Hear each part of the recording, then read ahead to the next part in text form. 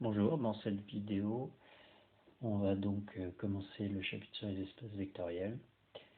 Les espaces vectoriels, c'est dû à l'observation qu'il y a beaucoup de phénomènes en mathématiques qui sont linéaires, comme les équations différentielles ou même les suites récurrentes linéaires, et on voit qu'il y a une structure commune. Et dans les deux cas, on a des résolutions qui sont semblables, par exemple à l'aide d'un polynôme caractéristique. Donc l'idée des gens a été d'observer quelle était la structure qui était commune derrière ces différents objets mathématiques, tels que les suites ou les fonctions. Et la structure, on a remarqué que c'était une structure en fait qu'on connaissait, qui était une structure géométrique, d'où le nom d'espace vectoriel. Donc on va décomposer ce chapitre. À chaque fois, comme souvent on appelle un corps des scalaires, donc c'est l'ensemble des nombres. Le corps des scalaires ici, ça va être au choix R ou C, et donc on notera indifféremment K. Et je préciserai au fur et à mesure s'il y a une différence à apporter si on est sur R ou sur C. Et donc on va commencer par voir la structure, puis on verra qu'est-ce que c'est qu'un sous-espace vectoriel, c'est l'analogue, qu'est-ce qu'un plan dans l'espace complet, et quelles sont les familles de vecteurs. Donc on essaiera de généraliser qu'est-ce que ça veut dire par exemple des vecteurs collinaires, des vecteurs coplanaires dans des espaces vectoriels plus abstraits. Donc on commence tout de suite la définition d'un espace vectoriel. Donc la définition d'un espace vectoriel, c'est un ensemble qui va être muni, on dit, de deux opérations, l'addition interne et une multiplication qu'on va dire externe. Donc l'addition interne, c'est quelque chose qui est une structure, on dit, de groupe. Donc l'idée, c'est qu'à partir de deux vecteurs, il va falloir savoir les additionner. Donc selon l'espace vectoriel, on peut penser par exemple à un espace géométrique. On sait déjà, si vous avez deux flèches, comment on va additionner deux flèches. Par exemple, c'est à l'aide de la règle du parallélogramme. C'est-à-dire que si vous avez un premier vecteur U et un deuxième vecteur V, la somme des deux, c'est U plus V. Donc on va voir qu'au fur et à mesure, les règles peuvent être plus ou moins compliquées pour avoir une somme, mais en tout cas, ce que doit vérifier cette addition, c'est donc une propriété à un seul élément, c'est-à-dire qu'il existe un vecteur qui est le vecteur nul, et pour avoir la propriété du vecteur nul, c'est que c'est l'élément neutre de l'addition, c'est-à-dire que si on fait U plus 0, ça fait U. Ensuite, la propriété à deux vecteurs, c'est la somme doit être commutative, ce qui est pour ça que le plus souvent qu'on utilise un symbole somme. Et pour trois vecteurs, la propriété à trois vecteurs s'appelle donc associative. On a déjà vu par exemple dans le contexte du produit matriciel, c'est le parenthésage est superflu. Donc faire U plus V, le T plus W, c'est la même chose que faire U plus V plus W. Et une nouvelle propriété qui est donc liée à la structure de groupe, c'est que tous les éléments doivent être opposables. Ça veut dire que n'importe quel élément doit admettre un inverse, qui en fait s'appelle moins U. Et la propriété de ce vecteur, c'est que forcément que si vous lui ajoutez son opposé, alors on récupère l'élément neutre qui a été défini précédemment. Voilà, et donc bien sûr, géométriquement, cette propriété-là, je veux dire, qui est peut-être la plus surprenante, en tout cas la plus compliquée, c'est si vous avez un vecteur U comme tout à l'heure, on peut forcément créer un nouveau vecteur qui s'appelle moins U, tel que la somme des deux fasse le vecteur nul.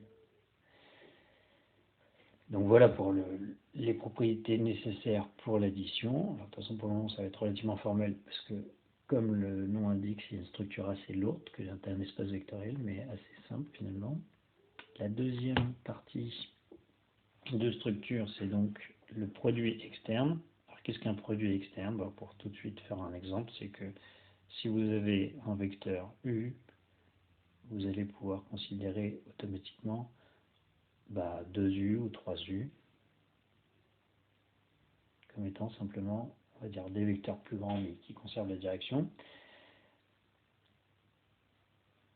Et donc c'est pareil, c'est-à-dire que selon le contexte, il va falloir donner une définition claire de qu'est-ce qu'un produit externe, c'est-à-dire si vous avez un scalaire et un vecteur, il va falloir savoir définir le produit, donc lambda fois ce vecteur, donc lambda u.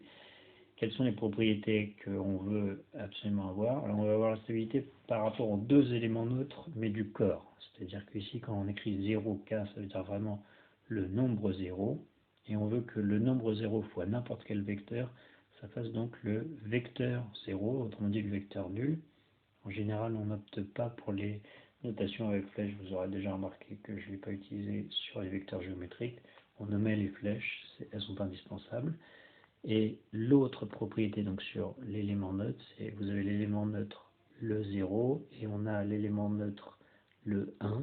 Donc c'est pareil, c'est le nombre 1, simplement le scalaire 1. Et si on fait une fois un vecteur, on veut simplement que ça va avec ce vecteur-là. Donc c'est des propriétés bien sûr indispensables pour que notre structure ne fasse pas des choses trop étonnantes. Ensuite, on a encore une fois une propriété à 3 éléments qui s'appelle l'associativité. Alors ici, c'est un peu étonnant parce que c'est associatif entre 3 éléments qui n'appartiennent pas au même ensemble, c'est-à-dire qu'on vous demande ici 2 scalaires et un seul vecteur. Et on vous dit que si vous multipliez un vecteur par le produit des 2 scalaires, alors ça revient à la même chose que multiplier tour à tour d'abord le vecteur par le premier scalaire ou le vecteur par le deuxième scalaire. Et si je veux vous donner un exemple assez simple, c'est ce qu'on attend bien sûr de ça, c'est que si vous avez un vecteur 2u, et bien si vous le remultipliez par 1 demi, ben si vous faites 1 demi de 2u, on est censé retomber sur u. Et donc, bien sûr, c'est ce qu'on veut, c'est que le parenthésage soit superflu, et donc ici on récupère un facteur qui soit 1, et donc qui simplifie et qui dise bien ça fait le vecteur u. Donc on peut doubler un vecteur, et si on veut revenir au vecteur de départ, il suffit de le resimplifier, c'est-à-dire de le multiplier par 1,5, on retombe sur le vecteur de départ. Voilà. Et la dernière propriété, c'est que vous avez une opération qui est donc additive et une opération qui est multiplicative. Et donc entre ces deux propriétés, on aime bien relier la propriété donc distributive. Donc on veut avoir la distributivité entre le produit et la somme.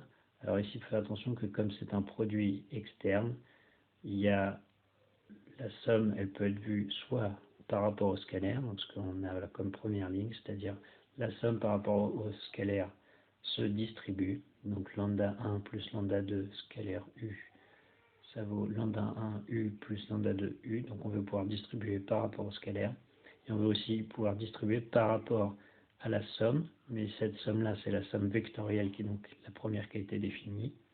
Et donc, si on a lambda facteur de U1 plus U2, on veut bien sûr que ça se développe en étant lambda U1 plus lambda U2. Donc ça définit plein de règles algébriques. Donc les différentes règles, si je reviens en arrière, c'est sur une addition, il nous faut 4 règles: l'élément neutre, la commutativité, l'associativité et le caractère opposable. Et si en plus on a ces règles qui sont, il faut que les éléments neutres du corps soit compatible au produit externe, le produit externe soit associatif et le produit externe est distributif par rapport à la somme, alors on a toutes les propriétés qui sont utiles pour un espace vectoriel. Donc un espace vectoriel, c'est la donnée de toutes ces propriétés-là, c'est-à-dire c'est 7 propriétés.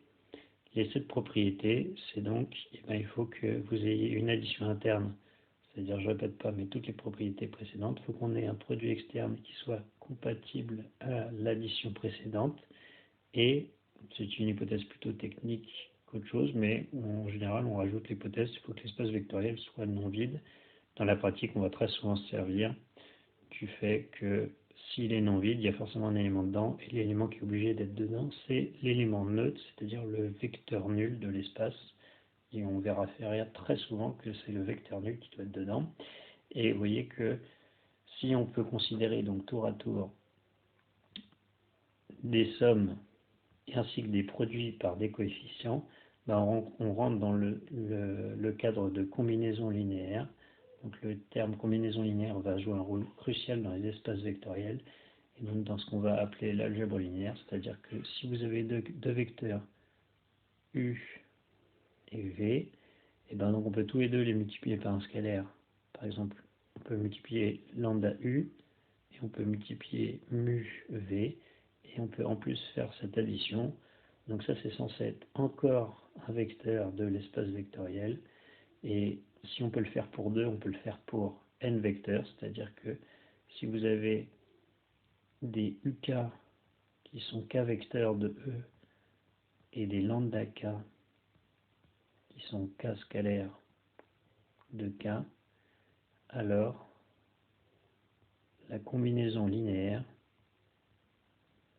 c'est-à-dire la somme pour k allant de 1 jusqu'à n des lambda k uk est encore un vecteur de l'espace vectoriel.